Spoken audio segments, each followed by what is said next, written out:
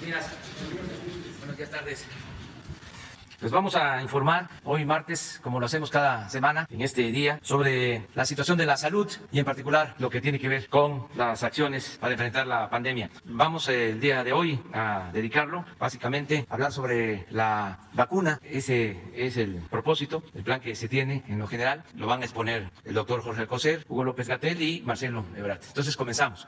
Muchas gracias, señor presidente. Muy buenos días para todos ustedes. Un saludo para todos quienes nos escuchan. El mundo ha esperado con una vacuna efectiva contra el virus SARS-CoV-2 como una de las medidas más efectivas para poder controlar la pandemia y así disminuir su impacto no solo en la salud, sino en la economía y en la sociedad.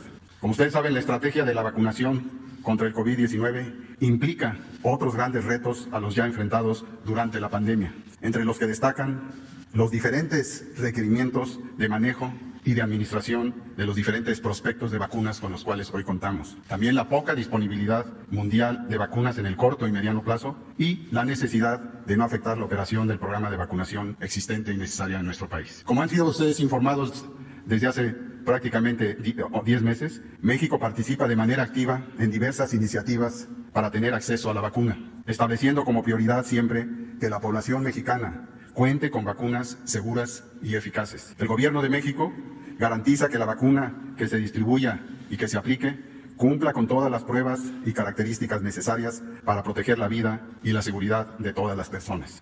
Si me pasa En esta tabla, nada más para hacerlo breve, les presento el estado actual de las vacunas a nivel mundial. Bueno, si no, no es indispensable. ¿Sí? ¿Sí? No hay problema. ¿Sí? En ella les presento que de un total de 51 candidatos de vacunas que están en evaluación clínica hoy en día, 163 más se encuentran en evaluación preclínica. Tenemos algo inédito, no sospechado hace 10 meses cuando apenas se anunció la primera posibilidad de ir conociendo una vacuna. De estas son 13 los candidatos en fase 3. Aquí están señalados. De acuerdo al tipo de estructura viral, ustedes ya saben, el antígeno, la partícula que va a estimular a nuestras células para poder ayudar a nuestro organismo, que ese es el fin de la vacuna, a enfrentar a este virus. De acuerdo a la estructura, se usan para producir la vacuna 4, un camino conocido de un vector de adenovirus. Otras 4 utilizan el SARS-CoV-2, al cual inactivan, lo limitan en su acción a través de formaldehído o de otras sustancias. Y dos emplean subunidades proteicas de ese virus, toman algunas partículas, las más activas como antígeno, y ahí se produce el camino del producto llamado vacuna. Pero 2 más, que son las más recientes, las más actuales en cuanto a tecnología, utilizan el RNA mensajero y lo acoplan en forma muy interesante a nanolípidos, y con eso se logra una respuesta inmune. Pues bien, hoy 7 de diciembre de 2020, en el Pulso de la Salud, queremos informar a toda la población sobre la introducción de la vacuna en México, la importancia de su aplicación, los beneficios esperables, los grupos prioritarios para su aplicación y la disponibilidad de la vacuna contra el COVID-19. También tenemos objetivos específicos muy relevantes, como son continuar con nuestra información sobre la disponibilidad de la vacuna en México, generar confianza en todos los mexicanos, sensibilizar a los grupos prioritarios, informar también, que es muy importante,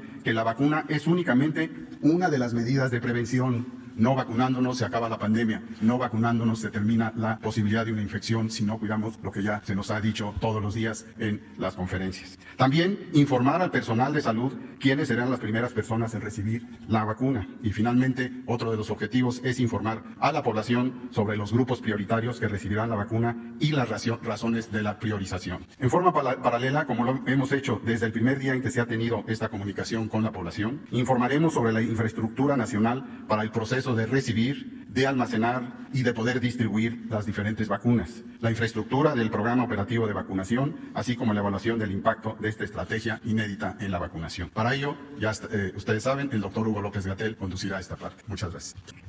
Con su permiso, presidente, muchas gracias. Maestro Alcocer, con mucho gusto presento esto. Canciller, muy buenos días.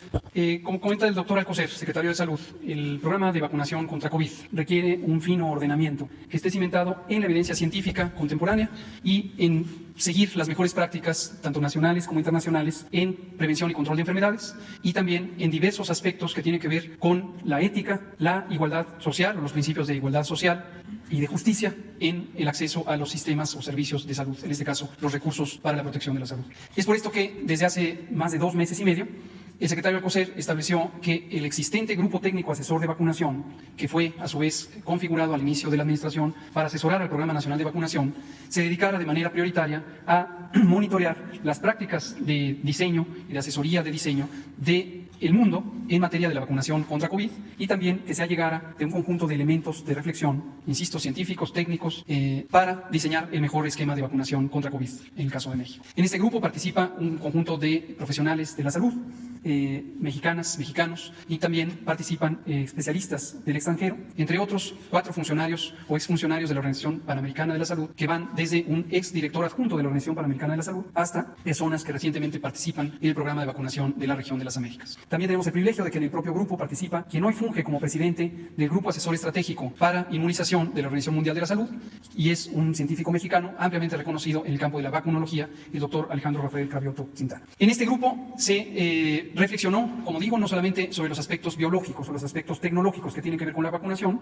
sino también los elementos que tienen que ver con el correcto uso. En un contexto de amplia incertidumbre, como es habitualmente el que acompaña a las pandemias, se requiere tener la mejor capacidad de utilizar los recursos de la manera más justa. Participan también personas especialistas en Derecho, personas especialistas en Sociología y Derechos Humanos, y también economistas de la salud del Instituto Nacional de Salud Pública, que ayudaron a utilizar herramientas de modelación matemática para contemplar distintos escenarios de uso, sus implicaciones en la prevención, en el control de la epidemia, pero también en establecer los marcos referenciales de hasta dónde la vacuna puede contribuir en ese empeño. Como ya destaca el doctor Alcocer, es muy importante tener presente que la vacunación es todo un proceso, no se trata solamente de un producto.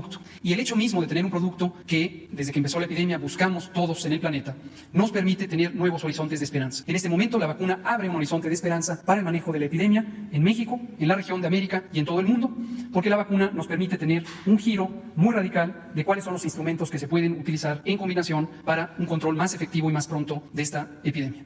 No obstante, hay que tener conciencia de que la vacunación no es una acción de un día. Y no obstante, también hay que tener conciencia de que la vacunación tiene sus capacidades que se complementan con otras que seguirán siendo relevantes, como las medidas generales de la higiene pública, así como la capacidad de atender a personas enfermas durante el periodo, ojalá más corto que largo, en el que la epidemia permanecerá activa en el mundo, activa posiblemente también en la región y en México, hasta que vaya teniendo una remisión completa por acción de estas diversas medidas de control. Si me pueden pasar la presentación, vamos directamente a la del plan de vacunación.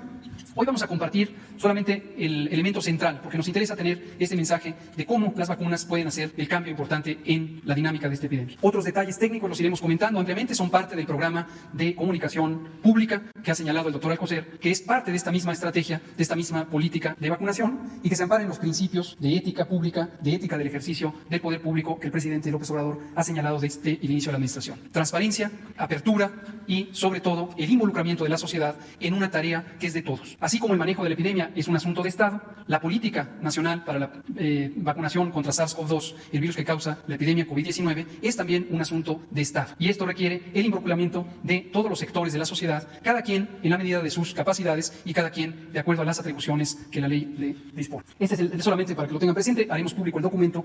Hay 2 documentos referenciales. Uno es el documento técnico que generó el Grupo Técnico Asesor en Vacunación, que son las recomendaciones para la política de vacunación. Es un documento un tanto más extenso. No es, aunque se lo haremos público, necesariamente escrito en un lenguaje de uso general. Está orientado para la comunidad técnica. Y está el segundo documento, cuya portada acaba de aparecer, que es el propiamente de la política. En este Grupo Técnico Asesor de Vacunación se consideró un tema importantísimo que todos los países del mundo enfrentamos y enfrentaremos durante algunos meses, que es el acceso. El acceso a un nuevo producto requiere tener la oportunidad de que el producto se fabrique, de que el producto tenga las competencias técnicas necesarias para ser resolutivo. Hemos señalado en varias ocasiones, tiene que ser un producto de calidad, seguro y eficaz, y en su momento su uso correcto puede hacer que sea un producto efectivo, es decir, que en condiciones de uso real logre su propósito. Pero obviamente el producto de inicio es escaso y la necesidad es extensa. Todos los países del mundo enfrentamos la necesidad de tener vacunas contra el virus SARS-CoV-2 para prevenir y controlar COVID-19. Para que exista equidad en el acceso, desde el inicio del proceso también el presidente ordenó,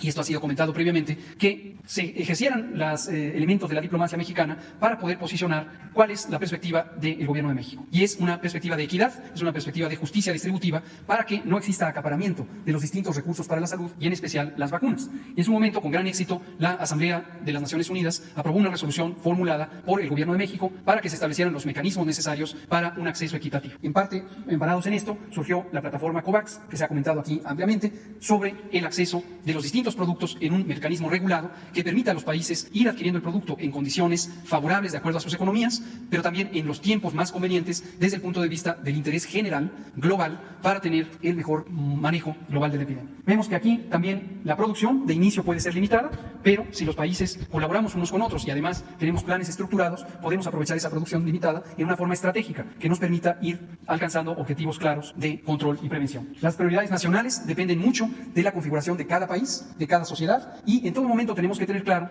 que no es exportable. No basta con imitar lo que hace otro país y suponer que eso es aplicable al nuestro. Cada país tiene sus propias realidades. Por ejemplo, en México tenemos las realidades de desigualdad social y económicas ampliamente conocidas y que en este gobierno hemos hecho especial énfasis en la importancia que tienen en el problema de acceso al bienestar social, en este caso también durante la pandemia, como uno de los elementos a mantener siempre en constante atención. La infraestructura nacional, tanto física como operativa, también es muy importante porque las capacidades de uso de la vacuna están ligadas también a esa infraestructura. Por eso también aspiramos a aprovechar durante el proceso de vacunación para COVID para seguir impulsando el cerrar brechas, el solventar rezagos que nuestro Programa Nacional de Vacunación desafortunadamente acumuló a lo largo de varios años. Y esto también lo hemos hecho público para que exista una conciencia sobre la importancia de la vacunación, el programa que en otros tiempos fue modelo, el Programa Nacional de Vacunación de México, pero que a lo largo de ya varios años, al menos 15, ha tenido un deterioro importante y que hoy es de interés público, es de interés del gobierno lograr recuperar el liderazgo técnico y las capacidades físicas para poder utilizar el mejor esquema de vacunación. La siguiente, por favor. Como ya señala el doctor Alcocer, existen múltiples vacunas, cerca de 200 vacunas candidatas en el mundo, y de ellas hay 12 que están en las fases más avanzadas de investigación clínica, las fases de investigación 3. Y estas son plataformas novedosas, no las repetiré, ya lo ha señalado el doctor Alcocer, sobre las distintas tecnologías y las implicaciones que tienen para su manejo de logística y de conservación y de uso. El doctor Alcocer ha firmado varios convenios y ya algunos de los contratos, tanto el que corresponde a la plataforma COVAX, que nos abrirá un campo amplio de posibles candidatos a vacuna, como algunos específicos, en concreto el que se firmó con la compañía AstraZeneca, aliada con la Universidad de Oxford, para adquirir 77 millones de dosis. El que ya se firmó también, justo es la fotografía corresponde a ese momento, con la empresa Pfizer para adquirir la vacuna que produce Pfizer-BioNTech, una alianza estadounidense-alemana, y adquirir 34.4 millones de dosis. Y estamos próximos a que el doctor firme el contrato con la empresa china CanSino, también para adquirir más de 30 millones de dosis. La siguiente. La priorización. La priorización juega un papel crucial. Todos y todas tendrán acceso a la vacuna. Lo reitero, todos y todas tendrán acceso a la vacuna. Eso ha sido una disposición del presidente, eso ha sido una disposición del Gobierno de México, y hemos estado trabajando en la materia técnica para identificar la manera más conveniente para todas y todos de iniciar el proceso de vacunación. Esto es importante destacarlo porque evidentemente todo el mundo puede apreciar que las vacunas no llegan en un solo golpe y aunque llegaran todas al mismo tiempo, no se pueden poner exactamente al mismo tiempo a todas las personas. Entonces necesariamente hay que tener una priorización para iniciar por aquellas personas que resulta más conveniente protegerles a ellas y por extensión proteger a todos los demás. ¿Quiénes son estos? Los trabajadores de la salud que están en el frente de respuesta a la pandemia de COVID-19. Esto es semejante a los esquemas de priorización que tienen prácticamente todos los países europeos que han formulado planes de priorización. Es semejante a la priorización que existe en Estados Unidos, que existe en Canadá y también a las recomendaciones internacionales que he mencionado al inicio del Grupo Asesor Estratégico de Inmunizaciones de la Organización Mundial de la Salud y también la reflexión que hace el Grupo Técnico Asesor de la Organización Panamericana de la Salud. La lógica es relativamente clara y simple de entender por todas y todos. Si hay un grupo humano de profesionales que están respondiendo a la pandemia de COVID, es muy importante que ellas y ellos estén protegidos para poder realizar su trabajo con la mayor confianza posible, pero además para que no tengamos falta de estos profesionales, hombres y mujeres, que hoy nos protegen de manera directa. De inicio son el personal clínico, el personal que está directamente atendiendo pacientes y posteriormente por extensión el conjunto de los profesionales de la salud. Enseguida tenemos una priorización que depende del riesgo. El riesgo es la probabilidad de tener la enfermedad grave y también la probabilidad desafortunada de tener una complicación grave o incluso un desenlace fatal. Este riesgo está determinado por múltiples razones. Hay algunas razones biológicas, como la edad, como la presencia de enfermedades crónicas, diabetes, hipertensión, obesidad, tabaquismo, inmunodeficiencias y varias otras que hemos estado comentando desde el inicio de la pandemia, cuando esto pudo ser apreciado en México y en el mundo a partir de la vigilancia epidemiológica y la investigación. Y también hay condiciones sociales. Y las condiciones sociales también son importantes, porque no todo el mundo tiene el mismo riesgo de infectarse, el mismo riesgo de enfermar, pero tampoco el mismo riesgo de complicarse y la misma capacidad de resolver su problema de salud cuando tiene diferencias sociales importantes. Pero reitero, para que no haya confusión alguna, la disposición es que todos y todas tendrán acceso a la vacuna. La priorización que se ve en la pantalla es la priorización más evidente y clara y directa, que es la que corresponde a la edad. y se ha determinado que se separará a las personas por decenios de edad, 80 y más, 70 a 79, 60 a 69, etcétera, etcétera, y llegamos al punto de población de menor de 40 años. Y aquí quiero especificar la importancia de cómo los ensayos clínicos de la fase 3 van dando conocimiento, van dando luz sobre la utilidad de la vacuna y su seguridad, pero también establecen las condiciones de uso. En todo el mundo, las autorizaciones sanitarias de uso y los registros sanitarios permanentes en su momento dependen de que exista evidencia de que pueden ser usados en distintas subpoblaciones para las que la ética establece protecciones especiales. Unos son menores de edad y otros son ciertas poblaciones que pueden tener condiciones de vulnerabilidad, por ejemplo, las mujeres embarazadas. Hasta el momento, ninguno de los ensayos clínicos que están en curso, incluidos aquellos que fueron culminados y utilizados como evidencia para la solicitud de autorizaciones de uso, incluyó a poblaciones menores y tampoco a mujeres embarazadas. Insisto, esto es un precepto ético históricamente establecido en la investigación de salud y también en el manejo de las condiciones de salud, tanto clínicas como de salud pública. En su momento, lo que se espera es que seguirá apareciendo evidencia científica que permita ampliar las indicaciones de uso para las poblaciones que pueden tener estas particularidades. La buena noticia, desde luego, es que, contrario a lo que se pensaba al inicio de la epidemia y a diferencia de la influenza, las mujeres embarazadas no tienen un riesgo particularmente alto de tener complicaciones por COVID-19 o la enfermedad MIS. No tienen, a diferencia de lo que se pensaba al inicio de la epidemia y de lo que sí ocurre con la influenza. Y sabemos también que claramente a partir de los 40 años de edad, en México y en el mundo, hay una curva de ascenso en el riesgo de tener la forma grave de COVID-19. Y esto establece también el esquema de priorización. La siguiente. Se contempla alcanzar cobertura, la meta de cobertura, al final de 2021, es decir, todo 2021 estaremos trabajando conforme vayan apareciendo las distintas vacunas. Ya se ha destacado, existen 12 en el proceso de investigación clínica. En el momento México tiene contratos o convenios firmados con 3, pero aparecerán otras. Y conforme aparezcan otras, aparecerán oportunidades para diversificar el tipo de vacuna, pero también para ampliar la capacidad de adquisición de vacuna por parte de México, por parte del mundo. Se ha firmado, por cierto, ya también, el doctor Alcocer acaba de firmar un convenio hasta el momento no vinculante para tener un acceso a las vacunas de la empresa farmacéutica Janssen, del grupo Johnson & Johnson, que realiza ya investigación fase 3 en México y a partir de la semana previa inició su ensayo clínico en 6 unidades en distintos puntos del país, y esto nos pone como uno de los 9 países que están participando en el ensayo clínico de Janssen y nos da un acceso potencial preferente respecto a países que no participan en el ensayo clínico. También esto fue una materia de oportunidad y entonces seguiremos ampliando la opción de tener otras vacunas. Como se ve en el diagrama, tenemos varias etapas claramente identificadas. La primera, a la que me referiré enseguida con cierto detalle, es la etapa 1, desde diciembre de 2020 y hasta febrero de 2021. Y posteriormente las etapas 2, 3, 4 y 5, en donde se irán ubicando los grupos de priorización y se irá administrando la vacuna. La siguiente. La etapa 1, que es la que hoy queremos comentar de manera específica, porque es el arranque. Aquí va a arrancar la vacunación. Se contempla que a lo largo de los próximos muy pocos días, concretamente el 10 de diciembre, en 2 días, la Agencia de Fármacos y Alimentos de Estados Unidos, FDA, conocida por sus siglas en inglés, que es la Agencia de Regulación Sanitaria, tendrá una audiencia pública de su grupo asesor de vacunación, será pública la reflexión, y procederá a anunciar su disposición respecto a la solicitud de autorización de uso en emergencia de la vacuna de Pfizer. 24 horas después, esto mismo ocurrirá con la Agencia de Protección contra Riesgos Sanitarios de México, la COFEPRIS, que también tiene como buena agencia de protección un grupo que se llama el Comité de Moléculas Nuevas, conformado por especialistas de varias disciplinas y de alta competencia, que también entrará en el proceso de reflexión. Revisaremos el expediente de FDA. Hemos mantenido a lo largo de varias semanas un seguimiento estrecho de lo que está haciendo FDA y existen convenios de colaboración, y con base en esto tendremos nuestro proceso expedito de reflexión para la autorización sanitaria. Esto es importantísimo y lo destaco. Cada país depende de su agencia de regulación sanitaria y cada país es soberano, pero existen referentes internacionales reconocidos por la Organización Mundial de la Salud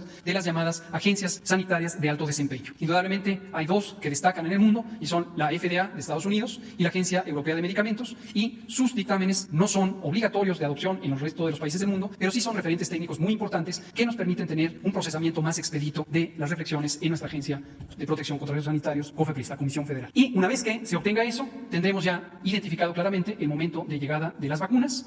Si todo marcha como se ha planteado y como lo hemos venido platicando con Pfizer, tanto en el ámbito de lo regulatorio como en el ámbito operativo del Programa Nacional de Vacunación, tendremos las vacunas en los últimos días de la tercera semana de diciembre, y en cuanto llegue empezará a utilizarse. Por eso hemos diseñado el operativo específico de la etapa 1 con la ayuda de las Fuerzas Armadas, nuestro agradecimiento a la Secretaría de la Defensa Nacional, a la Secretaría de Marina, y hemos dispuesto que el primer embarque, que potencialmente sería de 250,000 dosis, lo utilizaríamos en el primer segmento del grupo de prioridad 1, es decir, en el personal de salud, primeros respondedores en la epidemia de COVID, para tener un ambiente más controlado, un ambiente mejor regulado, no solamente en materia de seguridad del propio producto, de las vacunas, sino también en la logística de operación para esta vacuna, por sus características. Entonces lo haríamos directamente obviamente con la participación de las Fuerzas Armadas. Y hemos dispuesto 2 sitios iniciales de aplicación. En este momento estamos analizando otros 2 adicionales para cubrir varias regiones del país: centro, norte, oriente, suroriente y occidente, que nos permitieran tener una movilización más efectiva en ciertos tramos del producto y en ciertos tramos de las personas que se van a vacunar, de las médicas, los médicos, el personal de salud.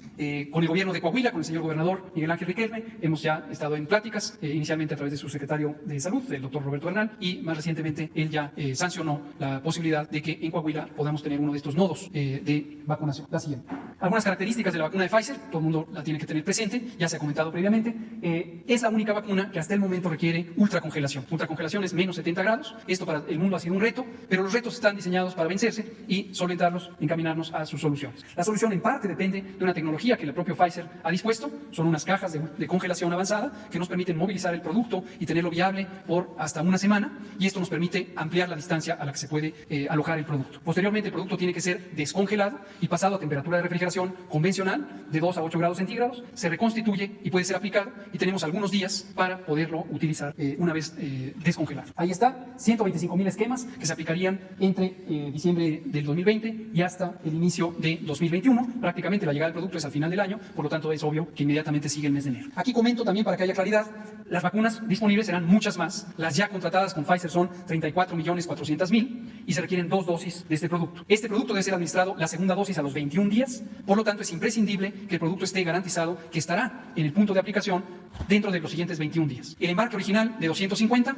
para una mayor seguridad de que se cumpla el esquema, lo separamos en 2 y por eso estamos hablando de 125,000 esquemas. Sin embargo, en la buena relación que existe con Pfizer y en las disposiciones del contrato, ya tenemos la posibilidad de que tengamos embarques subsecuentes conforme se vayan necesitando para ir ampliando rápidamente la cobertura con este producto. La siguiente, y casi para terminar, el modelo de las unidades de vacunación es importante. El diagrama es relativamente simple, solo para una visualización general, pero ha sido cuidadosamente estudiado, no solamente desde el punto de vista de las operaciones convencionales del programa de vacunación que tiene el sector salud bajo su tutela, sino en este caso adicionadas con la visión de logística de las Fuerzas Armadas. Y esto es sumamente importante porque es una logística muy peculiar. Por ser una de las vacunas más innovadoras, no solamente contra COVID, sino contra cualquier otra enfermedad, es la primera vez que se utilizarán vacunas de RNA mensajero, se requiere esta ultracongelación. Y todas las características de logística han sido cuidadosamente analizadas para garantizar la integridad, la seguridad y la buena disposición del producto. La siguiente. Finalmente tenemos el resto de las etapas que hoy no comentaremos, pero que están contempladas en el documento extenso de la política de vacunación y ya involucrarán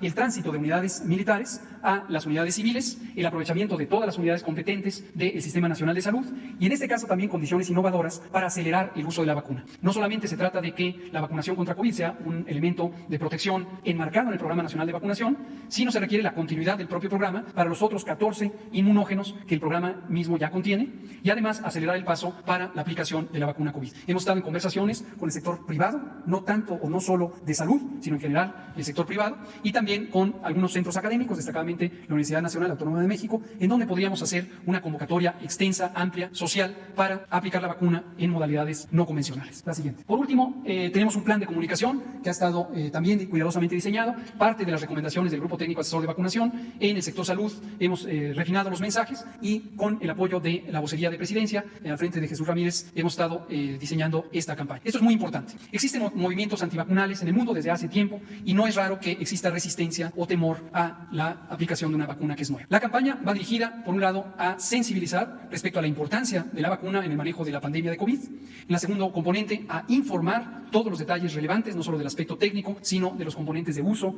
en condiciones generales y en condiciones particulares. El tercer componente es un llamado a la acción. Todas y todos podemos ser partícipes de este esfuerzo de vacunación y podemos difundir información veraz que nos ayude a protegernos unos a otros. Y finalmente, el componente 4 es un componente de sostenimiento para que a lo largo de la campaña, como ya señalaba el doctor Alcocer, y en concierto con el elemento crucial de manejo de información transparente y abierto de la pandemia, seguiremos informando sobre el progreso del programa de vacunación, sobre nuevas adquisiciones de vacunas, sobre diversificación del portafolio de vacunas y en general de cómo la vacuna va impactando positivamente en el control de la epidemia. Este es en síntesis el planteamiento. Hoy presentamos públicamente el planteamiento de la Política Nacional de Vacunación contra COVID, que es la política del Gobierno de México. Señor presidente. Bueno, muy buen día, señor presidente, con su permiso, colega doctor Alcocer, felicidades por su plan, Hugo López-Gatell, de vacunación, les felicito, estamos muy contentos, y a todas y todos muy buenos días. Bueno, presentarles brevemente en dónde estamos, simplemente de dónde partimos la siguiente, por favor. Bueno, la instrucción presidencial fue, desde el mes de marzo, debo aquí reconocer, el señor presidente en la reunión con el G20, planteó, bueno, pues, ¿qué se va a hacer? Hoy se habla en todo el mundo de eso, pero en ese tiempo fue el único que lo dijo. ¿Cómo vamos a garantizar el acceso universal a las vacunas? No solo el acceso, sino en el tiempo. Es muy diferente que un país tenga acceso en diciembre a que tenga acceso en mayo, porque probablemente todos van a tener acceso, pero ¿en qué momento? Entonces eran dos cosas, tener acceso y tenerlo en tiempo. Eso fue lo que planteó el señor presidente de la República y ahí se empezó a trabajar buscando un instrumento multilateral y acuerdos con diferentes empresas. La que sigue, por favor. Lo que ya dije, una respuesta global solidaria. Ahora también lo planteó el presidente para la recuperación económica y social que tendrá que acometerse por todos los países del mundo en el año 2021. Entonces, ha sido una posición, esa es la posición que México ha defendido. La que sigue, por favor. Muchas gracias. El primer avance importante que se logró, y aquí les pongo algunos recordatorios, es la Alianza Internacional para las Vacunas, desde luego con la participación de la Organización Mundial de la Salud, la CEPI, que es un acelerador global de herramientas contra el COVID-19, en pocas palabras, acelerar las vacunas, y una iniciativa global para adquirir y distribuir al menos 2.000 millones de vacunas para finales de 2021, es decir, a lo largo de todo el año. México aceptó la invitación de Noruega para integrarse a la coalición, fue el primer país latinoamericano en hacerlo por indicaciones del presidente, y se formalizó la participación de México en COVAX, que fue la primera encomienda multilateral o la ocupación más relevante para la diplomacia mexicana en materia de cómo hacer frente a la pandemia. La que sigue, por favor. Simplemente recordarles a ustedes lo que hoy es el portafolio principal de COVAX, son 9 proyectos internacionales de vacunas. Esto significa, en pocas palabras, esto ya se firmó, como lo acaba de referir el doctor Alcocer, y le da a México acceso a todas estas vacunas. Son más de 50 millones de dosis las que México ya apartó. Todas las vacunas están aquí, que son de diferentes tecnologías, como también ya se acaba de comentar. Son Inovio de Estados Unidos, Moderna de Estados Unidos, CureVac alemana, que por cierto ya presentó su solicitud de fase 3 en México, eso es otra cosa muy importante. Merck Temis, que es de Estados Unidos, AstraZeneca, Oxford, que como ustedes saben hay una iniciativa en México-Argentina para producir en México, la Universidad de Hong Kong, Novavax, que también está presentando en México solicitud de fase 3, Clover Biopharma y la Universidad de Queensland, que es de Australia. Estas 9 por ahora son las más avanzadas. Si hubiese otras después, tendremos otras, pero ya tiene México acceso a todas esas, conforme vayan presentando sus resultados de fase 3. La que sigue, por favor. Presentó COVAX recientemente otros proyectos adicionales que le llamamos COVAX 2, y aquí tienen los diferentes candidatos, son otros 9, que es, pues les puse ahí el país, cada país, ¿no? Corea del Sur, China, India, Estados Unidos, China, Estados Unidos, Reino Unido, la Gran Bretaña, con las diferentes tecnologías que tiene. En síntesis, 18 son las vacunas que están ahora en el portafolio COVAX 1 y COVAX 2. México tiene acceso a ello. ¿Quién lo va a decidir? El secretario de Salud y el equipo de la Secretaría de Salud. La que sigue, por favor. Ahora, México logró acceso temprano a proyectos de vacunas con alta efectividad, que fue la otra instrucción que nos dio el presidente. Hoy ustedes tienen la imagen de la primera vacunación en los países de Europa, especialmente en Inglaterra, y es el día de hoy que se inicia lo que se llama la vacunación allá, en el Reino Unido.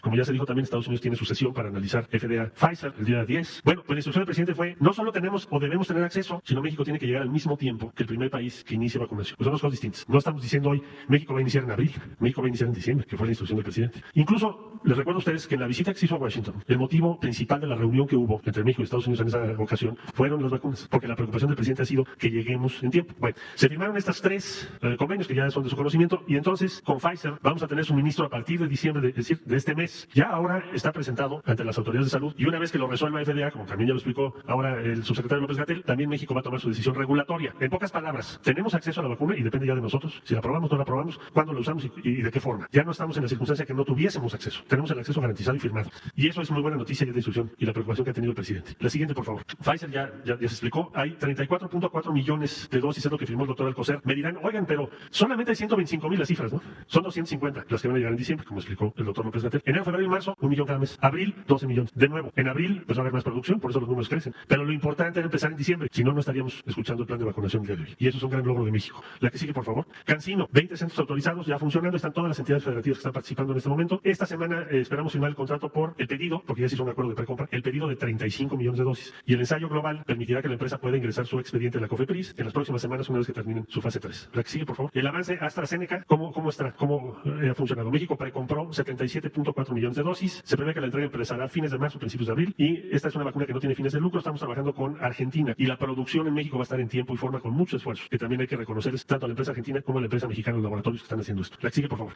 Ahora, ¿cuáles son las fases 3 en México? ¿Qué es fase 3? Pues sí, pruebas finales, como ya explicó el doctor López-Gatell. Esto lo que nos va a permitir es que la COFEPRIS tenga la información, autorice las que considere y México tenga más opciones de vacunas. ¿Cuándo? Pues desde ya están trabajando. Entonces, rápido paso a revista. CanSino, que ya dijimos, Janssen, que es una empresa norteamericana vinculada a Johnson & Johnson, inició su ensayo fase 3 en México, ahora que ya lo mencionó el doctor López-Gatell. 4 centros en 3 estados. Novavax de Estados Unidos también ya presentó solicitud. CureVac, una empresa alemana, también esta semana va a presentar su fase 3 aquí en México, ahí reconozco el respaldo del Tecnológico Monterrey para eso, y la vacuna rusa, que también estamos en proceso de que presenten su documentación completa. Bueno, entonces todas esas fases 3 van a estar aquí en México. La que sigue, por favor. También se está apoyando, son 19 proyectos de vacunas, tratamientos y pruebas de investigadores con cooperación internacional, 2 en particular sobre vacunas mexicanas, porque nunca hay que olvidar que si bien es muy importante que tengamos acceso a la tecnología, como ya lo expliqué, del exterior, también es importante tener desarrollo propio, porque eso nos lo pidió el presidente desde el primer día también. Aquí hay cooperación internacional y por eso lo estoy mencionando. La siguiente, por favor.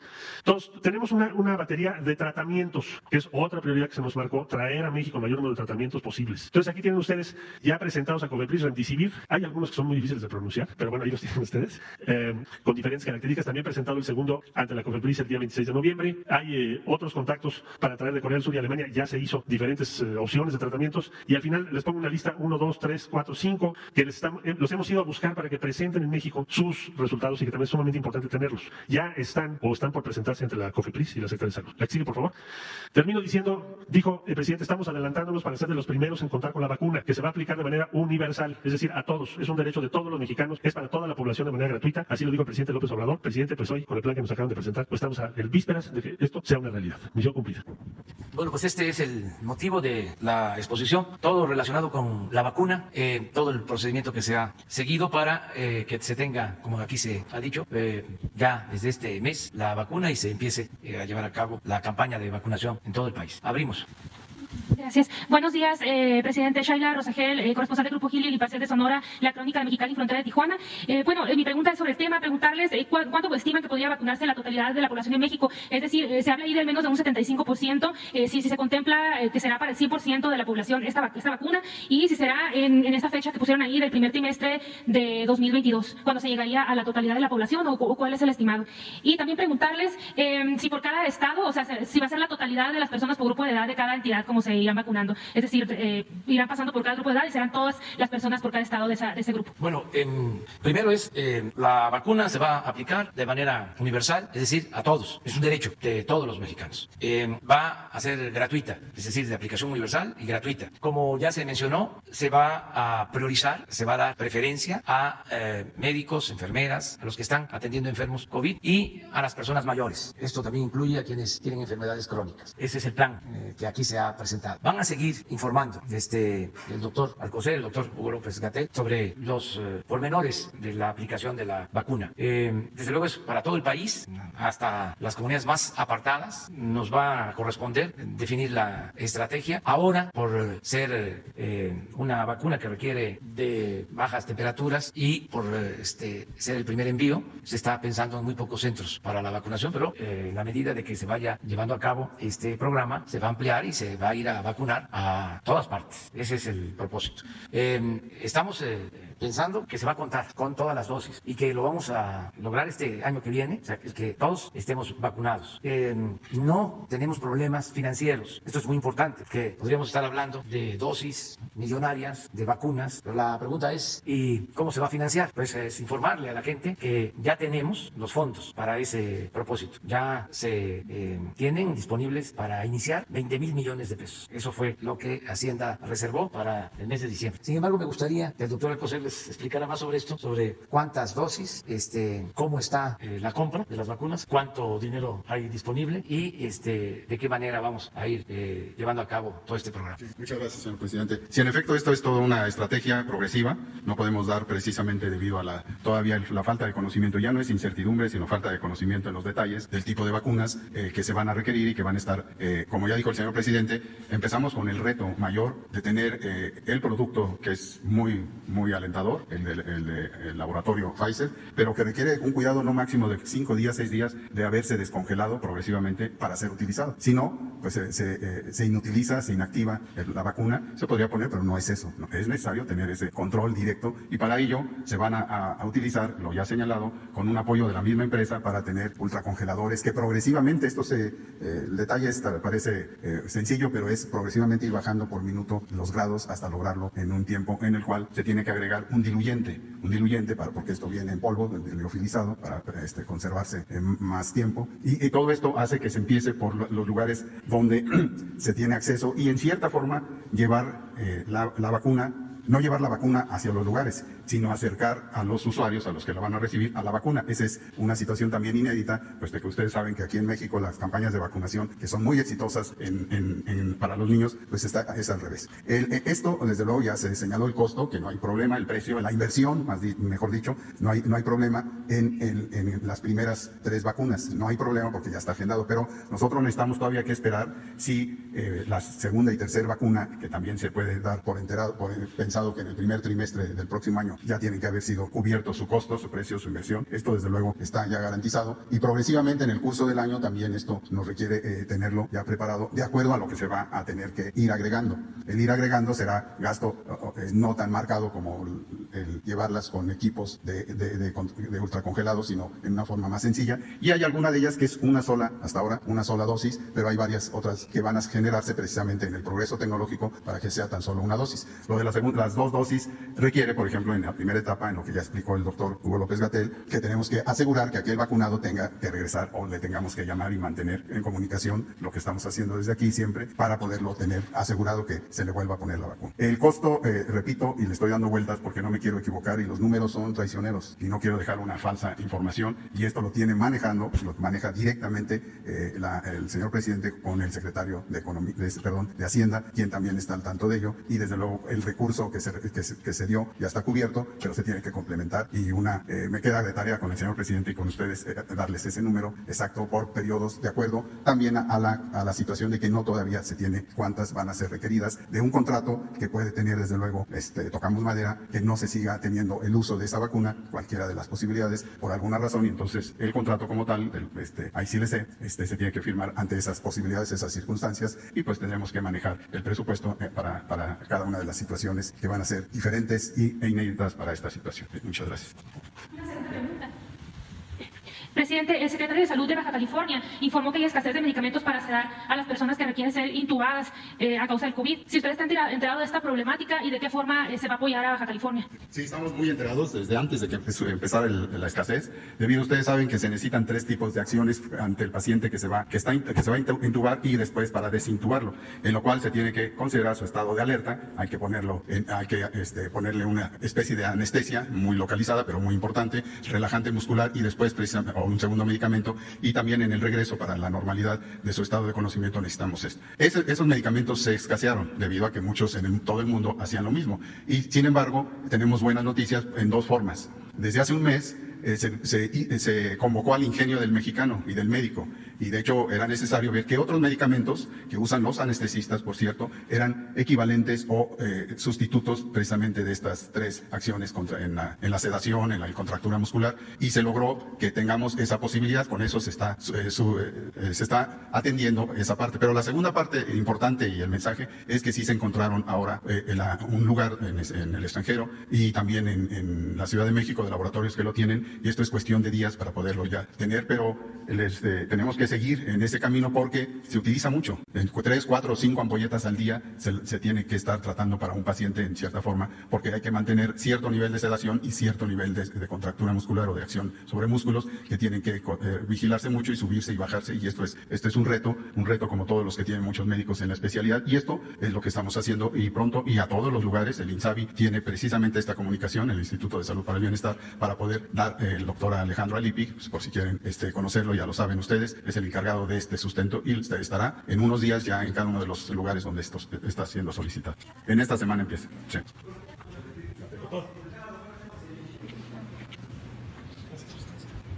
Por favor, a ver usted qué. Buen día, doctor Carlos Domínguez de Nación 14. ¿Qué pasa, doctor, con las personas a las que ya les dio COVID? Muchas veces dicen, ya me dio, ya no la necesito. ¿Cuál es la recomendación ahora que ya va a estar la vacuna? Y para el señor presidente, ¿cuándo se va a vacunar usted? Ya que por su rango de edad, 67 años, le tocaría en la 4ª etapa. ¿Lo hará esta o se esperará hasta el próximo año? Gracias por la pregunta inicial. Este es un tema que se ha conversado en el mundo, también nuestro grupo técnico asesor de vacunación lo ha considerado. Ayer me hicieron esta pregunta al final de la conferencia vespertina. La idea básica es si ya tuve COVID leve, moderado, grave o muy grave y se espera que reaccioné ante ello creando anticuerpos, creando mecanismos de defensa, ¿ya no necesito la vacuna? Esa es la pregunta. La respuesta por ahora es también deben ser considerados para vacunación. ¿Por qué razón? Porque es un virus nuevo, todavía hay mucha información sobre la duración de la inmunidad, la potencia de la inmunidad y el tipo de inmunidad que no se conoce a detalle. en la biología del virus y, por lo tanto, la recomendación del grupo técnico asesor es también consideremos a las personas que ya tuvieron COVID para ser candidatas a vacunación. Es decir, en otras palabras, quien tuvo COVID, de todos modos conviene que se vacune. Sí, yo voy a esperar a que me corresponda, que me toque, sí, a la cuarta etapa, como está programado. Primero son los que están pues atendiendo a los enfermos, que hay que protegerlos. Han actuado como héroes porque están arriesgando sus vidas para salvar vidas. Entonces yo creo que esto es inobjetable, el que ellos sean los primeros. Las enfermeras, los médicos que están ahí desde hace mucho tiempo, claro, protegidos, pero en zonas de mucho riesgo. Cuando se conoce de pacientes que están hospitalizados en terapia, y estamos viendo cómo trabajan los médicos con sus equipos, todo lo que arriesgan cuando se permite a un familiar ir a ver a un enfermo grave por COVID, aunque lo preparan, lo protegen con todos los trajes que se utilizan. De todas maneras, le recomiendan después que se guarden unos días por los sitios en donde están los enfermos, que pues están muy expuestos al virus. Entonces, no hay duda de que ellos tienen que ser los primeros en ser protegidos. Y luego, los adultos mayores, también no creo que en eso haya inconvenientes. Tenemos que cuidar a la gente mayor. Está demostrado que son más vulnerables. Y si a esto se agrega de que hay enfermos crónicos, pues también esa debe ser la prioridad. Yo coincido con lo que definió el equipo médico de especialistas sobre las prioridades en la aplicación de la vacuna. A ver, para el doctor Gatell. Buenos días, mi nombre es Héctor Latempa, de Puntos Suspensivos Radio, Puntos Suspensivos Comunicación. Una pregunta para el doctor Hugo López Gatell y también para el secretario del Servicio Exterior.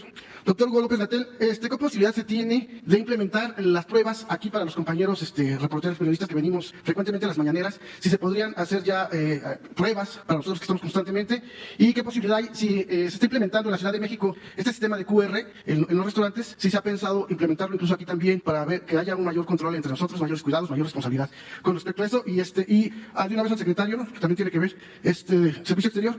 Hace unas semanas se hablaba también aquí de un plan estratégico para los hermanos migrantes que vienen aquí al país a ver a sus familiares en esta temporada navideña y de fin de año. Si ese plan estratégico ya está listo, si nos pudieran hablar en qué consiste y qué posibilidades van a tener, o qué son los cuidados que deben de tener los hermanos migrantes que van a venir aquí al país. Gracias. Si me permite, para el presidente. Con gusto le respondo la primera.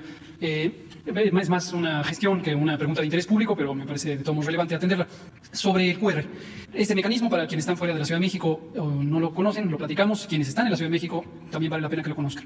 Dispuso nuestra jefa de gobierno, la doctora Claudia Sheinbaum, que en los centros de servicios comerciales diversos que son de acceso al público se dispusiera una imagen de un código QR. Esto es un código electrónico que se puede leer con el teléfono celular, con cierta aplicación, y lleva a una página de internet del gobierno de la Ciudad de México en el que uno registra su número telefónico al momento de ingresar. ¿Para qué es esto? Para que a través de la señal que produce el propio aparato telefónico, una señal de georreferenciación y también una señal de Bluetooth que producen los aparatos electrónicos cuando los tienen activados, se pueda reconocer la proximidad entre personas que acudieron al mismo sitio. Si la proximidad de las personas es suficientemente corta, estrecha, es posible que esas personas pudieran ser una, la persona contagiante, la otra, la persona que se puede contagiar, la persona susceptible.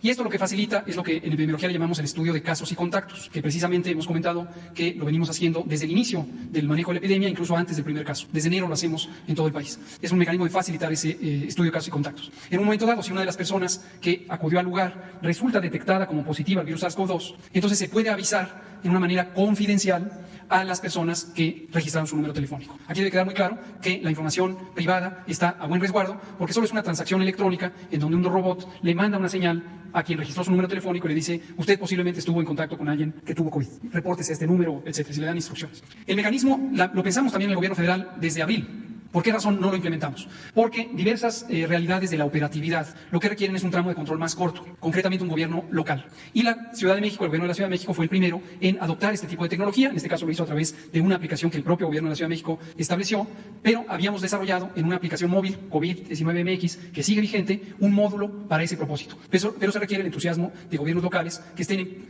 capacidad de utilizarlo y utilizarlo bien, incluida la confidencialidad. Aquí se podría implementar, posiblemente sí, con el auxilio del gobierno de la Ciudad de México, y con todo gusto, dada la estrechísima cooperación y amistad que tenemos con la doctora Sheinbaum, podemos hablar con ella a ver si podemos implementarlo aquí. Respecto a pruebas, aprovecho para comentar un tema de interés público. Hemos hablado extensamente y detalladamente sobre el tema de pruebas desde el punto de vista técnico. y sigue habiendo mucha confusión. La confusión estriba, y aunque me parece una inquietud totalmente legítima, quiero dejarlo en claro, háganme la prueba para ver si no tengo el COVID. Desde el punto de vista técnico, el manejo de las pruebas no es igual a hacer, por ejemplo, pruebas para la diabetes. ¿Por qué razón? Por la duración de la enfermedad. Y porque la enfermedad, en el caso de la diabetes, o los cánceres, o la hipertensión, o las distintas enfermedades para las que se hace tamizaje, lo que se busca es tener una identificación temprana para tener un manejo prolongado de la epidemia. Ese modelo de tamizaje se llama tamizaje de enfermedades crónicas, pero no aplica de manera idéntica en las enfermedades agudas, las enfermedades de corta duración. En el caso de las enfermedades de corta duración, que son infecciosas, como es COVID-19, el tamizaje también puede ser útil, pero lo que necesita es que sea un tamizaje que sirva a resolver un problema de transmisión. La persona que no tiene síntomas, aunque puede haber personas asintomáticas y personas presintomáticas, es decir, todavía no desarrollan síntomas, pero los desarrollan pocos días después, la enorme mayoría de las personas asintomáticas, personas sin síntomas, ¿usted tiene síntomas ahorita? Fiebre, tos, dolor de garganta, dolor de cabeza. Yo tampoco. Lo más probable es que usted y yo, y cualquiera que responda no tengo síntomas, no tengamos infección por el virus. La mayoría de los que estamos en eso. Entonces, no tiene sentido técnico pensar que se hacen las pruebas para ver si está la enfermedad. Porque entonces tendríamos que hacer millones de pruebas todas las semanas. Todas las semanas. A todos ustedes aquí, comunicadores, tendríamos que hacerles pruebas todas las semanas. A la población mexicana tendríamos que hacerles pruebas todas las semanas, ¿no? Y eso no tiene un sentido técnico. Me anticipo a contestar algo que quizá en este momento están pensando, ¿por qué, señor presidente, le hacemos pruebas cada semana? Ya lo hemos explicado también. En el manejo de las epidemias hay categorías específicas y hay una muy específica, extraordinariamente específica que tenemos todos los países, que le llamamos personal estratégico de interés público. La utilidad, parece crudo lo que voy a decir, pero lo voy a decir con toda claridad técnica. Número uno, no quiere decir que como persona, el primer mandatario, él piense, lo acabamos de escuchar en su propia voz, que él está por encima o por delante de cualquier otra persona. De usted, por ejemplo, o de mí. Yo no me hago pruebas cada semana. Lo que sí, en términos de la seguridad nacional, creo que nadie, absolutamente nadie en su sano juicio, podría objetar que el Estado Nacional va a descuidar a su primer mandatario. Entonces aquí es sumamente importante distinguir eso. Como persona, y es muy claro, en el caso del presidente que hoy tiene México, hay un sentido de igualdad absoluto. En términos de la función que ejerce para la seguridad de 127 millones de personas, nadie puede objetar que es importantísimo que estemos todas las semanas vigilando su situación. Pero además, porque las circunstancias en las que se desenvuelve el presidente todos los días son circunstancias muy controladas. Él mismo ha tenido un apego muy estricto a un protocolo de sana distancia y su círculo de contactos es muy claramente identificado. Entonces, en respuesta a eso, no solo para usted, no solo para las personas periodistas aquí, sino para la población, esta expectativa de háganme la prueba aunque no tengo síntomas, a ver si la tengo, no tiene un fundamento científico válido que pudiera ser útil en este momento. Pero gracias por la opinión.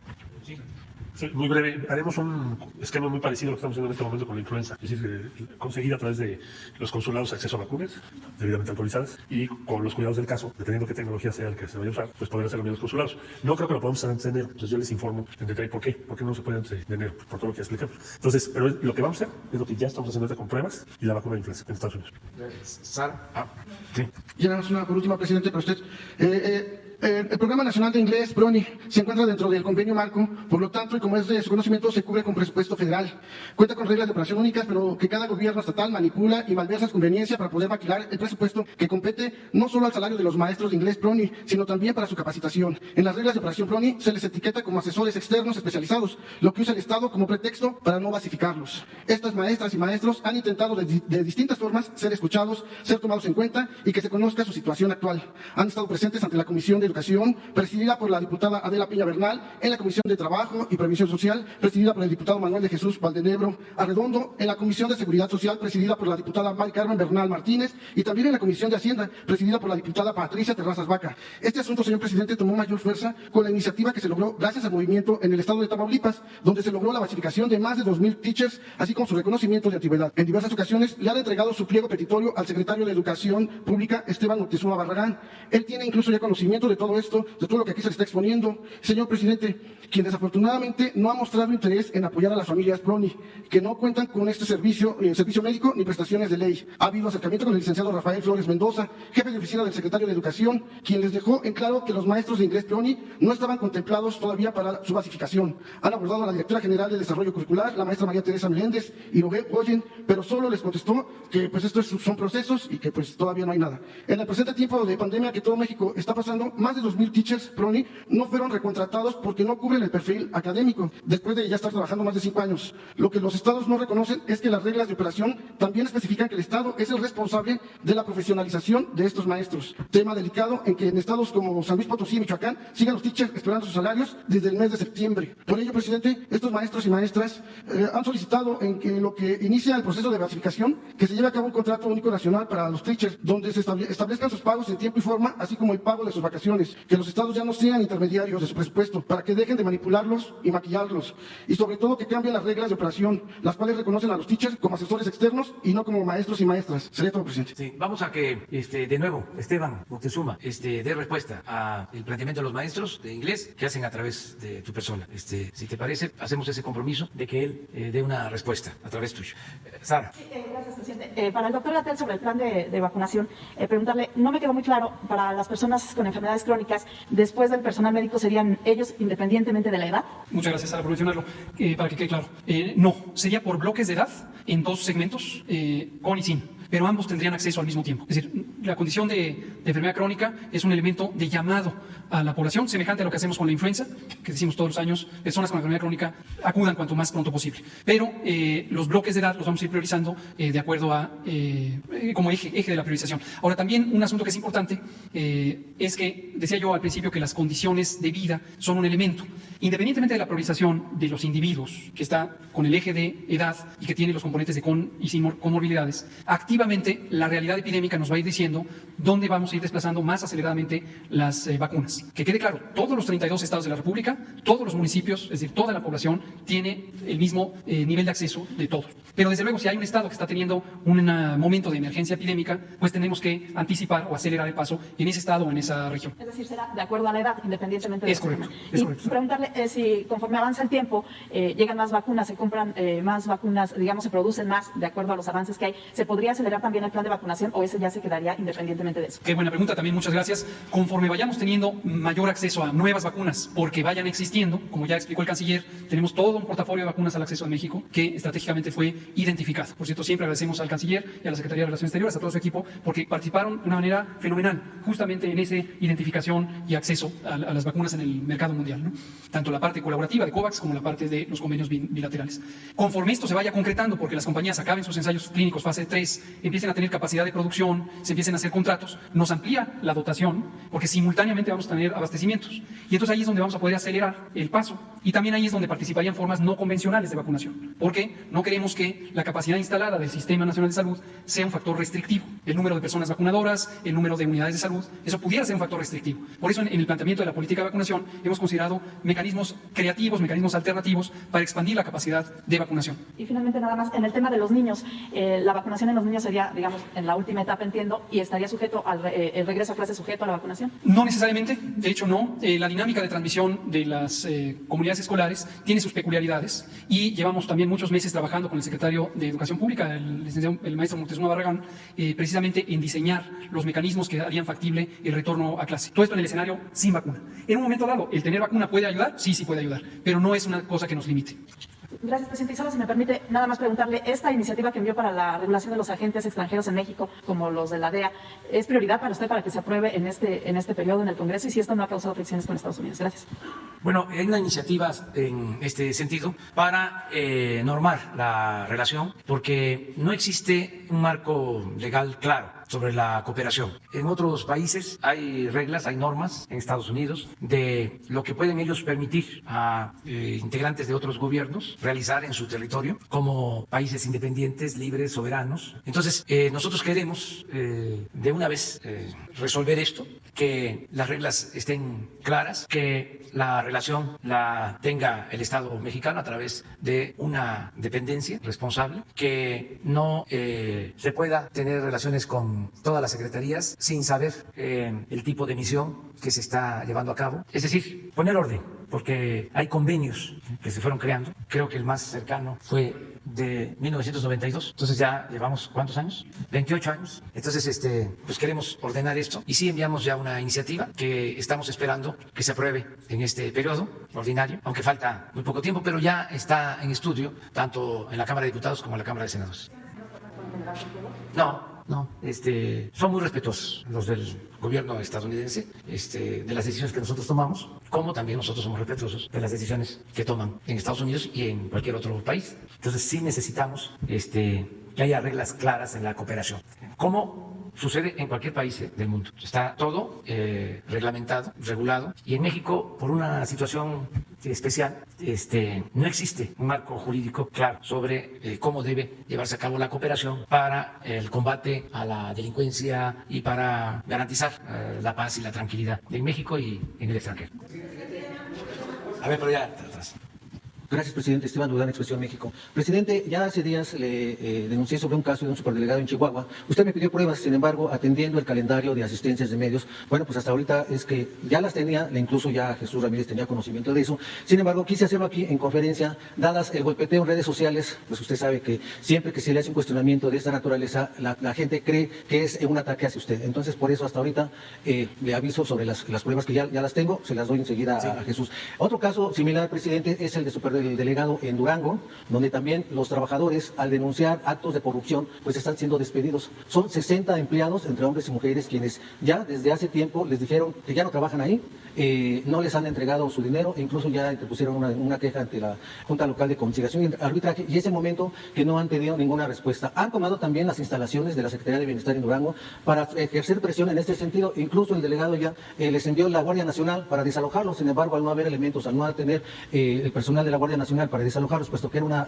manifestación pacífica, pues decidieron dejarlo hasta ahí. Es un llamado, presidente, de estos empleados quienes están desesperados y dicen que ellos están con la cuarta transformación, están a favor de ustedes, pero que no pueden permitir que personal, que gente, funcionarios hagan mal uso de estos recursos al estar en esta secretaría. También tenemos los elementos, las pruebas se las hago llegar a Jesús. Finalmente, presidente, ahorita aprovechando que está el canciller, hay un caso, una mujer que se encuentra aquí en la calle de Moneda y quien desde hace tiempo ha venido pidiendo la ayuda de la Secretaría de Relaciones Exteriores, del consulado en Italia, así como de la Oficina de Protección a Mexicanos en el Exterior.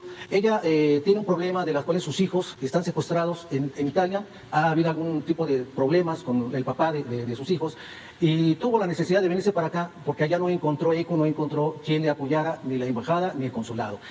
Inclusive tengo ya igualmente audios, fotografías y documentos para que en su momento que se lo requiera la Cancillería, inmediatamente pues se los pasemos para que pueda atenderle. Es un llamado desesperado de esta madre que ya no ve cómo la manera de que le pongan atención y de esta manera le presten ayuda. Gracias, presidente. Muy bien, pues con Jesús los dos asuntos, el de Chihuahua y el de Durango, para tratarlo. Y ahora Marcelo está tomando nota y antes de que, o terminando la conferencia, que platiques con el secretario para darle más información y nosotros atendemos esto. Muy bien, a ver. ¿Qué tal, presidente? Buenos días, Carlos Calzada de Educación. La primera pregunta sería, una jueza determinó otorgar un amparo definitivo contra una de las etapas de construcción en Campeche del Tren Maya. Me gustaría conocer su opinión a este respecto. Pues no tengo información más detallada, pero vamos a ver de qué se trata y siempre se cumple con el mandato de los jueces del Poder Judicial. Hay muchos intereses inmiscuidos en todo lo que hacemos de obras. Quisieran que fracasáramos. Acuérdense ustedes de cuántos amparos promovió la fundación de Claudio X González para que no se construyera el aeropuerto Felipe Ángeles, cientos de amparos. Lo mismo en el caso del Tren Maya, hay varios amparos, pues se han ido resolviendo, no hay ningún atropello a derechos humanos, se protege el medio ambiente, no se comete ninguna injusticia. No conozco el fondo del asunto, pero es muy probable que esté vinculado con propósitos políticos electorales. Tenemos que andar brincando obstáculos, ya somos expertos en la carrera de obstáculos, pero se cumple con la legalidad. Vamos a ver de qué se trata y vamos a resolver. Y la segunda pregunta, presidente, la Comisión Interamericana de Derechos Humanos ha abordado el tema de Ernestina Asensio y ha manejado, que su gobierno reiteraba la tesis del gobierno de Felipe Calderón de que la señora habría muerto por una gastritis maltratada. Sin embargo, los familiares continúan insistiendo ante la Comisión en que se reabra el caso. ¿Sería esto posible que se volviera a abrir el caso y se hiciera una nueva investigación acerca del caso de Ernestina Asensio? Bueno, en unos días más va a estar aquí la licenciada Olga Sánchez Cordero y Alejandra Alejandro Encinas, porque se va a dar respuesta a un planteamiento que hizo un compañero periodista sobre unas detenciones arbitrarias que se hicieron en su tiempo y unos procesos legales donde se presume que hubo tortura, y quedamos en darle respuesta a estos familiares y a estas personas que son defensoras de derechos humanos. Entonces, hoy tratamos ese asunto en el gabinete y van a venir para informar tanto la licenciada Olga Sánchez Cordero como Alejandro Encinas, y vamos a pedirle a Alejandro Encinas que nos responda a lo de tu pregunta. Es un hecho que sucedió, creo que en el gobierno de Calderón,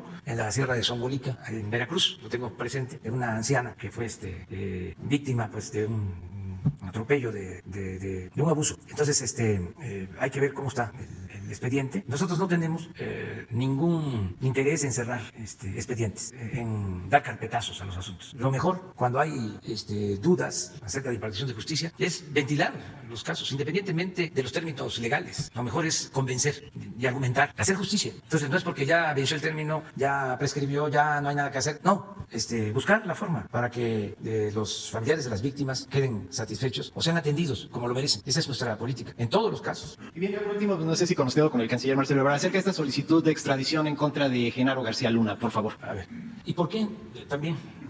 Yo aprovecho para que expliques a detalle el porqué de la reforma a la Ley de Seguridad Nacional. Con mucho gusto. Es una solicitud de extradición fundada en lo que ha resuelto el Ministerio Público, Fiscalía General de la República. Recordarán ustedes que cuando hay una solicitud de extradición tiene que haber una orden de aprehensión. Y pues ahí está toda la información correspondiente que valoró el juez y concedió la orden de aprehensión.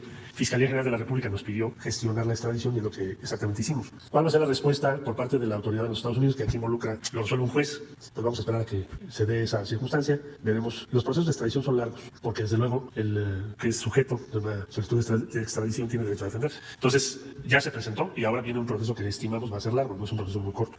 Y veremos qué es lo que resuelve él o la juez que conozca el caso. Ese es el origen y es lo que esperamos que sean los siguientes pasos.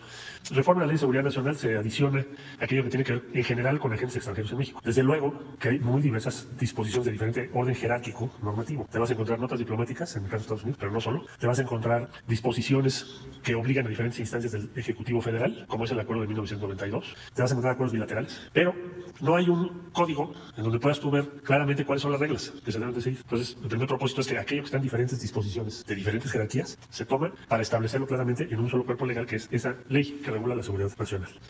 Segundo lugar, pues obliga a todos los agentes, no solo a los de la DEA, no solo a los de Estados Unidos, no está hecho para un país, está hecho para todos los agentes extranjeros en México. Tiene dos elementos sustantivos, si se me permite. El primero es, entonces, codificar, precisar diversas obligaciones o limitaciones que están establecidas en muy distintos ordenamientos, para que están en una sola disposición legal, si así lo acuerda el Senado de la República y la Cámara de Diputados. Segundo, principio de reciprocidad. No se está pidiendo o estableciendo en esas disposiciones nada que sea distinto a lo que le piden a un mexicano, me refiero a agente diplomático, en el exterior. Tenemos que informar, por supuesto, la acreditación, la información, el respeto a los límites de ley en el país en el que estemos. Por ejemplo, los agregados militares o navales, o los enviados de diversas instituciones de México, la Fiscalía General de la República, o la Guardia Nacional, tienen las mismas obligaciones. Entonces, principio de reciprocidad. Entonces, el primero es un principio de orden, el segundo es un principio de reciprocidad frente al exterior, y un tercer elemento sustantivo, que es el ordenamiento al que debemos sujetarnos los servidores públicos federales, estatales o municipales, que eso deviene de la Constitución de la República. Porque la Constitución dice la política exterior es una potestad del Ejecutivo Federal. Entonces, no puede haber convenios de un Estado o un municipio, no puede haber reuniones, intercambios de información que no sean del conocimiento del Ejecutivo Federal, porque es lo que manda la Constitución de la República. Entonces, síntesis. El primero es un tema de orden y de que quede claramente establecido en la ley, porque al hacerse así es exigible. Si no, es a veces sí, a veces no, depende. Es exigible. Segundo, establece el principio de reciprocidad respecto a otras naciones del mundo, todas entiendes, donde lo que se le exige a México es lo que México exige. Claro que el principio de reciprocidad es mucho más complejo que eso, pero lo sintetizo para explicar cuál es el fundamento. Y tercero, tiene mucho que ver con el orden interno, no con otros países, que es cómo deben conducirse los diferentes funcionarios respecto a agentes extranjeros acreditados en México. No es opcional. Está claramente establecido en la Constitución y el límite es el respeto a la soberanía de México. Entonces, ese es el propósito. No está esta disposición legal organizada en torno a una agencia, a un hecho o a un país, sino a todas las representaciones de México. Le vamos a dar a ella. ¿Estás pendiente? Mirza Uribe, de Gaceta del Aire Los Mochis, Sinaloa. Presidente, quería hacerle una pregunta y otra también. Bueno, son dos.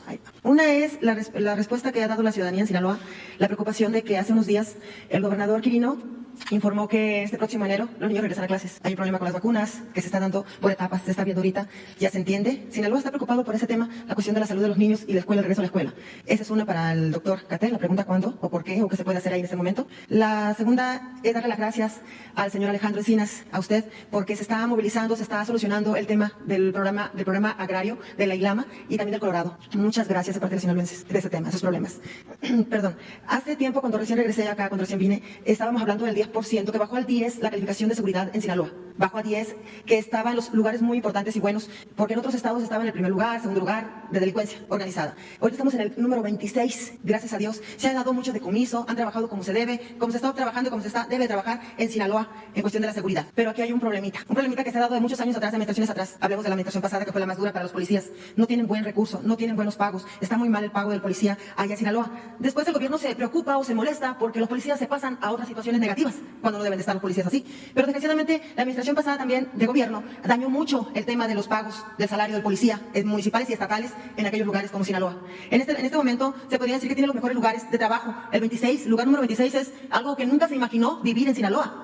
Desde que entró Cristóbal Castañeda, ahí mismo, como secretario de Seguridad Pública, y su secretario, ahí mismo, Carlos Alberto Leiva, el mayor, han trabajado con un dinamismo, con una unidad Sinaloa de trabajo. No porque esté un gobernador como Quirino Ordaz, no porque menos porque esté un Mario López Valdés que dañó y destrozó Sinaloa, en todas las experiencias, en todas las situaciones. Y más ahora, con muchas situaciones de la seguridad, cómo va cambiando. Se está viendo la diferencia. Y todavía quieren regresar a gobernar esos desgraciados. Pero bueno, así habla Mirza Uribe, perdón. Sinaloa tiene miedo de que regresen y están buscándola otra vez. La situación está en que tienen muy mal pagado el salario, los policías estatales como los municipales. Les recuerdo algo, Sinaloa está trabajando, al 100, con decomisos de laboratorios, de situaciones tan grandes como las drogas sintéticas, cristal y otros más. Se está viendo muchas maneras de trabajo y se lo está demostrando Sinaloa, Castañeda y Leiva. Pero hay una situación aquí, les falta que les apoye el gobierno federal. Desgraciadamente no se ha podido dar ese tipo de apoyo, ya que les quitaron también otro programa más que tenían ahí mismo, ellos que ustedes acaban de quitar federalmente. La situación está en que se necesita que les apoye con la cuestión de más aportación, en cuestión de recursos para la cuestión de los pagos de los pobres policías, pero también se necesita otro tipo como vehículos blindados. No lo tiene Sinaloa. Se enfrentan, ha habido mucho muerto, fallecido, muchos municipales y estatales con esta cuestión de en contra de la delincuencia. Se necesitan muchos vehículos para defensa. Se necesitan y faltan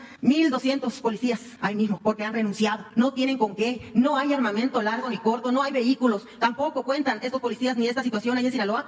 No se sabe dónde está esta situación ni los recursos para poderlos apoyar. Se bajan recursos estatalmente, pero no se les ayuda, no les llega hasta ellos, no llega hasta ellos, hasta los policías ni a las secretarías como se debe. Se necesita mucho apoyo. ¿Quieren seguir trabajando, que sigan trabajando de esa manera? Tienen un lugar que nunca habían tenido Sinaloa. Sinaloa se le conoce como el lugar de la droga. Hablemos directamente y fuertemente, el cártel más fuerte de Sinaloa. Pero nunca se les ha apoyado a los policías, ni a la cuestión de seguridad estatal. No porque esté Quirino Ordaz, no porque estén otros que han pasado, no, ni tampoco estoy dándole la culpa. Se supone que se pregunta dónde están los recursos que se le ha dado y en el año pasado cuando estaba la otra administración de ustedes federales. Pero ¿dónde están sus recursos para la maquinaria? ¿Dónde está todo eso? Se movilizan, trabajan como pueden. Demuestran el lugar número 26 de seguridad que tienen calificación fuertemente. Pero también, ¿cómo se le puede ayudar? Están pidiendo apoyo, están pidiendo que les ayuden. Es un tema fuerte porque se está hablando de una situación que favorece al gobierno y desfavorece otras situaciones. Es en contra, pero no tienen con qué trabajar y no se ha bajado recursos para el policía estatal y ni para el municipal. Los pobres no tienen ni seguro, las viudas, se mueren los hombres, se murió el perro, acabó la rabia. Así se maneja allá en Sinaloa. Allá no hay seguro para los policías, allá ningún policía tiene asegurado ni a sus hijos, no hay becas, no hay nada. Aún así la administración pasada se había prometido esas despensas cuando llegó Mario Valdés y no se les dio nada. Es una situación muy fea y no sé ustedes si ven esa posibilidad de ayudarlos porque quieren renunciar a los policías, así como han renunciado y necesitan ahorita 1,200 policías. Sinaloa necesita ayuda en cuestión de seguridad. Ojalá que se le pueda brindar. Gracias. Muy bien, ¿tú correspondes la primera parte? Nuestro presidente. Gracias por la pregunta. En seguimiento también a lo que se comentaba sobre si se necesita una vacuna para abrir los centros escolares. En el sistema educativo nacional, recuerden que fue el primer espacio de intervención para la prevención y control de la epidemia. El 13 de marzo, lo comentamos aquí públicamente en la conferencia vespertina, y el 14 de marzo sesionó el Consejo Nacional Educativo, el CONAEDU, para determinar el cierre de los recintos escolares de todo el sistema educativo, en todo el país, de todos los sectores público, social y privado.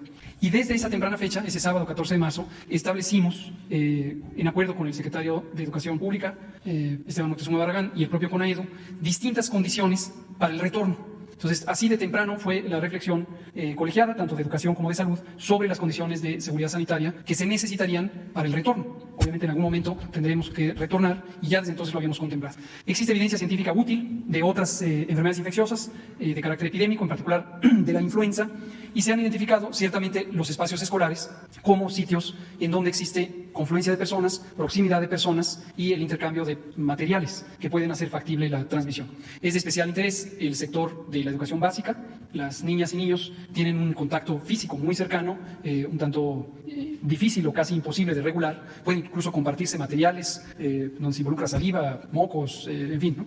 Pueden compartirse los cubrebocas. Juanito regresó a casa y trae el cubrebocas de María, ¿no? Pueden ocurrir estas situaciones. Entonces, realmente, la posibilidad real de sobreregular el espacio escolar con una visión estrictamente microbiológica, pues carece de sentido. Y, como siempre, y lo vamos a decir siempre, la realidad social es compleja. La realidad social implica la naturaleza de las instalaciones, las características del transporte, la manera en que se agregan las personas para acudir al y desde los sitios escolares, etc. Pero en términos generales, a lo largo de todos estos meses, mantenemos una conversación técnica cotidiana, casi, con la Secretaría de Educación Pública, a la que el propio secretario Moctezuma Barragán le da atención dedicada, y hemos ido evolucionando los lineamientos de seguridad escolar en materia sanitaria respecto a la epidemia de COVID-19. Justamente el lunes de la semana pasada, que tenemos las reuniones semanales con el presidente, aprovechamos para revisar el estado actual de las recomendaciones y vamos a dar un paso muy próximo, concertado entre salud y educación, para estas comunidades de aprendizaje que permitan ir estableciendo las condiciones que garanticen la seguridad sanitaria de educandos, de profesores y profesoras, de personal administrativo, de todo el sistema educativo nacional. Entonces está muy cuidado y está cuidado para todo el país. Entonces no debe haber preocupación tampoco en Sinaloa. Las autoridades educativas y de salud de Sinaloa están trabajando juntas y están también al pendiente, igual que los 32 estados. No, al revés. Justo es lo que le respondí a la compañera. No es indispensable tener vacuna para que se regrese a las escuelas. ¿Ayuda? Sí, claro que puede ayudar, pero no es indispensable. Hemos considerado ya, llevamos meses trabajando en esto, las condiciones de seguridad sanitaria que permitirían retornos, desde luego cuando el riesgo disminuye, no cuando estén en riesgo alto los estados y los municipios, pero conforme el riesgo disminuye, se puede empezar a incorporar. Ahora mismo, justo en los estados que están en verde, ya se podría abrir, y los estados que están en amarillo, ya empezamos con este proceso de gradual de establecimiento de las condiciones físicas, los protocolos del filtro corresponsable sanitario, etc. Todo esto seguramente en pocos días o semanas lo vamos a reexplicar en preparación para los eventos de enero. Bueno, en el caso de la seguridad en Sinaloa, acabo de estar allá, visité El Rosario, Concordia, Mazatlán, San Ignacio. Si no me equivoco, son 18 municipios, visité 4. Coincido contigo, se ha logrado en Sinaloa y es algo que debemos de reconocer, nos sentimos muy contentos. Se ha logrado mejorar la situación de inseguridad que prevalecía, se ha avanzado mucho.